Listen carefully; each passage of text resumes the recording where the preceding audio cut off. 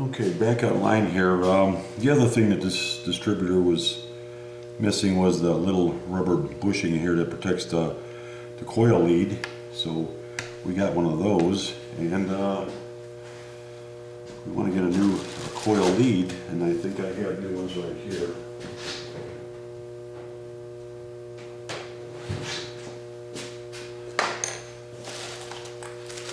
Yeah, we have brand new ones here, so we're going to use our new coil lead for now, just to get this program running here. So here we are with the short end with the brass goes up to the distributor side. I'm going to snake this into this bushing somehow. I can. Maybe a little help.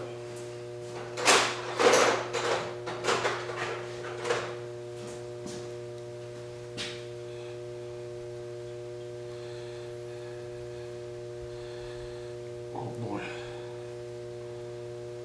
I know I have new ones of these.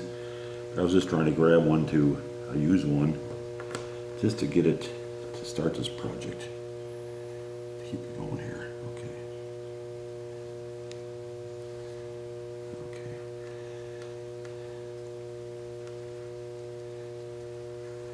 Put it as a tight little rascal.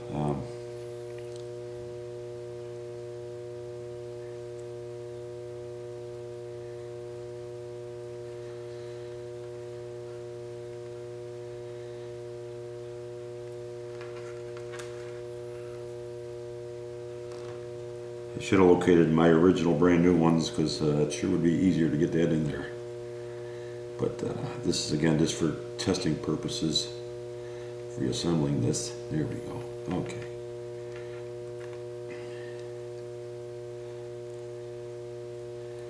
Gonna get the lead back in here. A little gentle persuasion. Okay. Okay, so we want to. It just makes it easier to get the lead in here first. And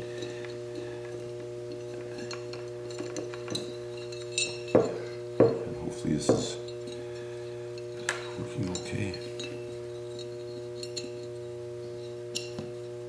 There we go. And again, this is just to have this thing prepared to test this. Okay, so that's ready. Now, we're going to put the correct used vacuum advance on here. I did tap the holes out with, and I do have slightly longer screws, brand new ones. So let's try one of those instead of these.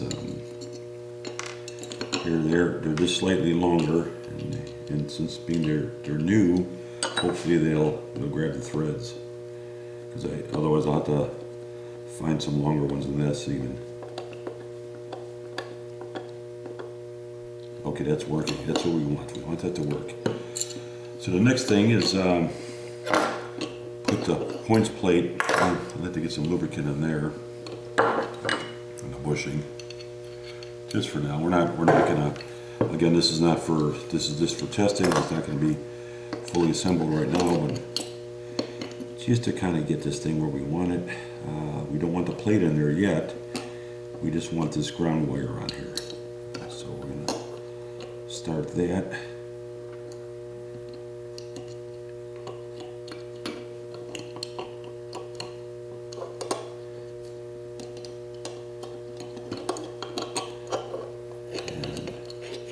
Just to get this started. Here we go. Here's where you need 3 fingers or 3 hands. Okay.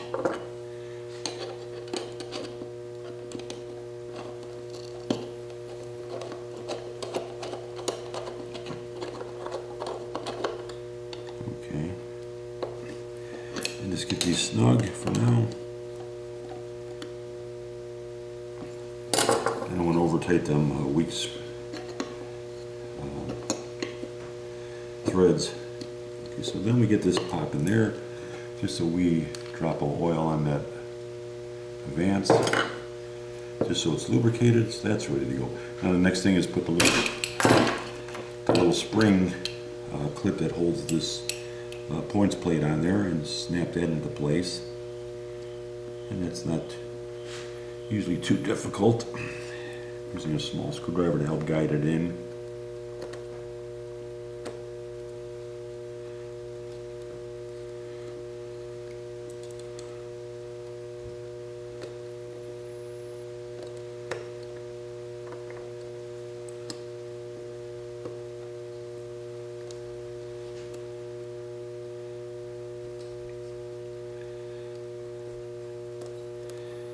Friction's a lot of fun. There we are. So that's stamped in.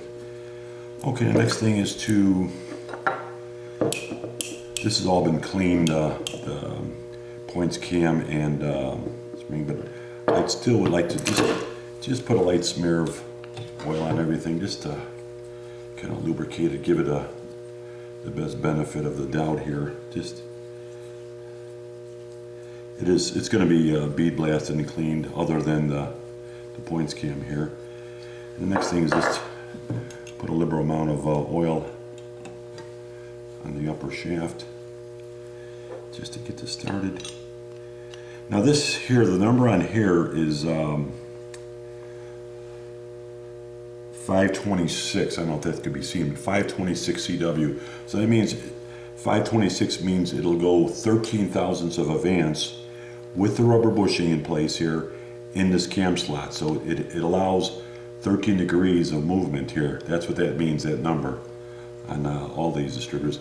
So we're going to give it a little bit of oil in the shaft here, all the way up and down.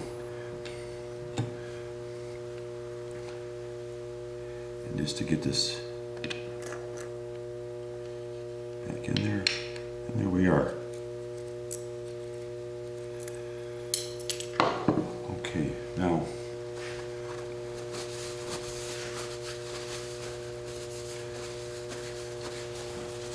the next thing is to put the original gear on here with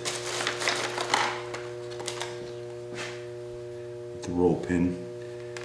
And normally what I like to do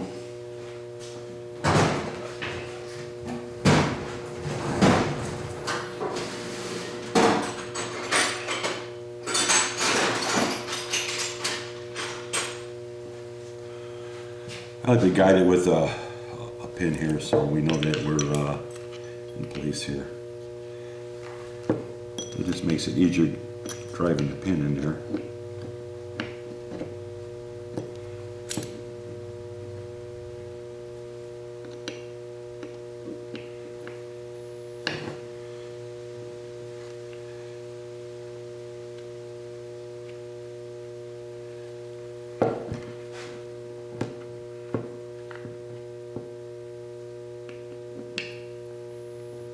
There we go.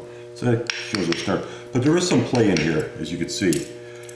So generally, I don't like to have this to be more than a certain distance, because if you could shim these things, but if you shim them too much, the distance between here and the bottom of the thing, I believe, is 3 inches and 800 thousandths. I believe is the minimum you want, but I'll double check that number and come in. So you can shim these a little bit, but and what you want to have them so there's very little movement, but you also want to have that clearance between this here surface where it meets the engine block and the bottom here where it meets the engine block also. You have to have so much room, and I believe it's, again, 3 inches, 800 thousandths. I believe that's the minimum. It might be 3 inches, 700. I'll double check that number. But anyhow, so we're just good enough here now to start the roll pin back in here. And that's a start, so we need a hammer.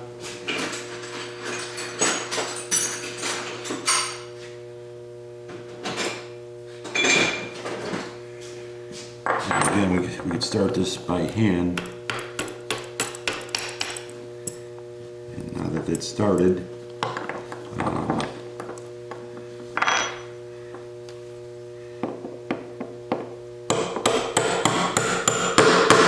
that's driven home. That's good for now. So this, again, this is the initial setup, how this was.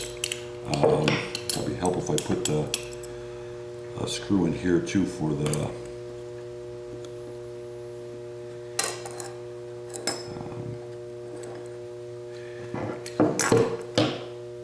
we'll borrow one of these screws to hold that for now.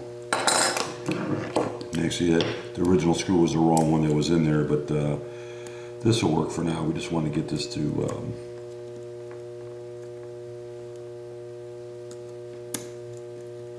get this back in place here. Okay. These screws are chewed up a little bit. I'll see if I got better ones. There we are. You want to kind of have this so the little snaps are in the right place too, so it's not hitting anything. And there's 2 locating pins for that purpose.